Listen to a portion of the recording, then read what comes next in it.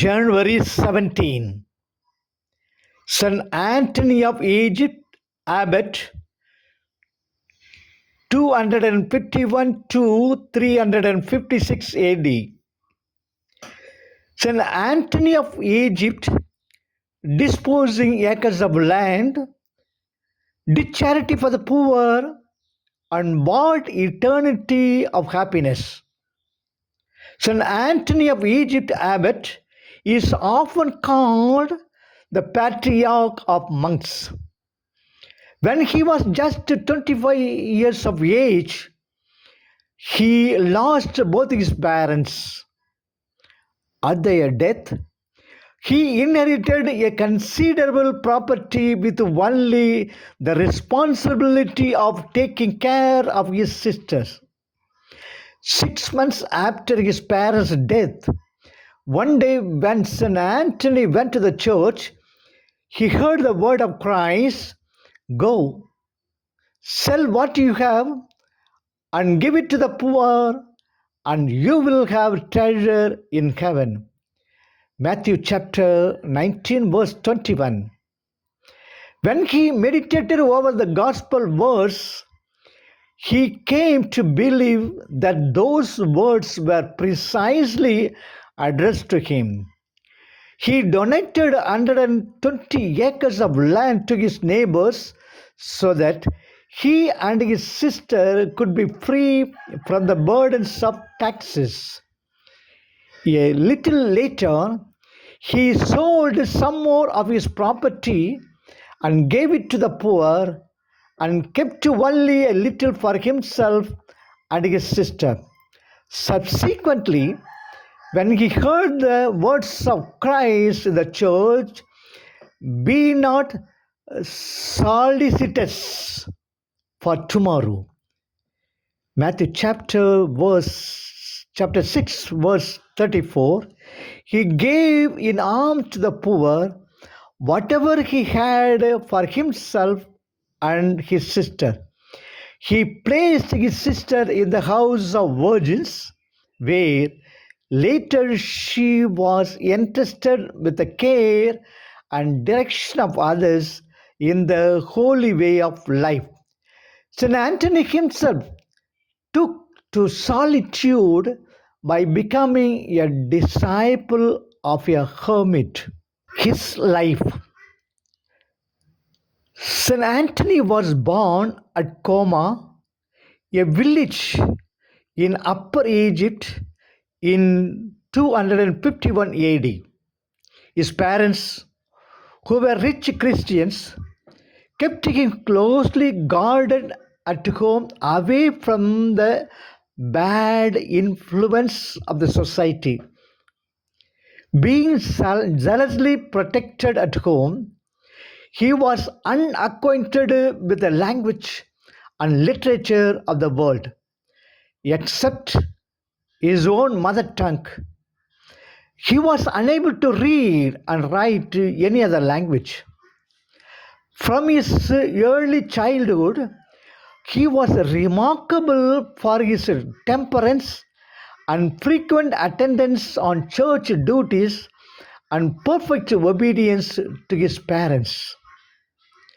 After his parents' death, he lived as a hermit for 15 years in Coma, his village.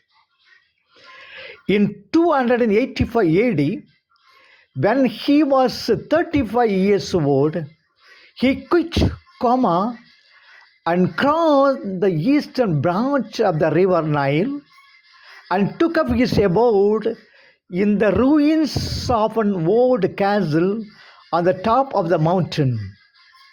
Here on this mountain, he lived a total solitude for 20 years, rarely seeing anyone except the one who brought him bread every 6 months. Due to the persistent demand of the people, he came down the mountain in 305 AD. The 55th year of his life, he founded the first monastery at Pallium.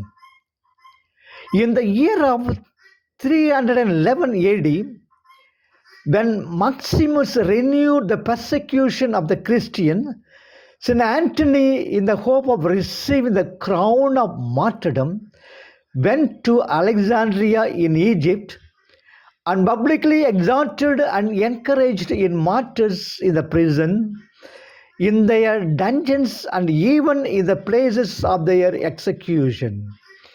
He went about the city in his white monastic habit and even appeared in the sight of the governor. But he never provoked the authority unnecessarily as other Christians did. When the persecution abated the following year, he went back to his monastery. Besides manual labor, cultivating a garden and weaving a rush mat, he spent his time in uninterpreted contemplation. Retirement to his cell was the most joyful occupation for him, and he spent most of his time in divine contemplation. Prayer was his constant occupation. He once said, "Just as fish too long out of water die, so monks who tarry outside their cells and keep company with the lay people weaken in their resolve to live a quiet life." After a short sleep at midnight, he awoke and continued in prayer on his knees with his hands lifted up to heaven till sunrise, and sometimes till day 3 in the afternoon. St. Anthony visited his monks a little before his death.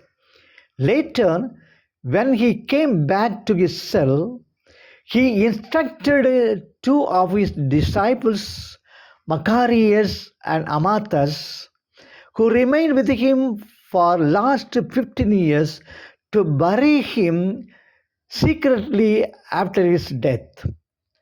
After bidding farewell to these two disciples, he stretches out his feet and ceased breath. He died on the 17th January 356 AD at the age of 105. His attire. St. Anthony wore sackcloth, a very coarse, rough fabric woven from flax and hemp, as his undergarment, and over it he wore a white coat of sheepskin with a girdle. His food. St. Anthony's food was only bread with a little salt added to it, and he drank nothing but water.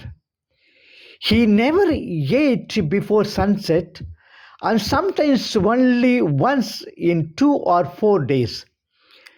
He slept on the bare floor or a rush mat. His legend. There are many legends surrounding St. Anthony's life, especially his comforts, which the devils that taunted him constantly. Often he was able to make them flee by the mere sign of the cross. Many miracles were performed through his intercession. In the 11th century, a virulent epidemic called ergotism, also known as St. Anthony's fire, spread across many parts of Europe. This disease spread like wildfire, claiming many lives.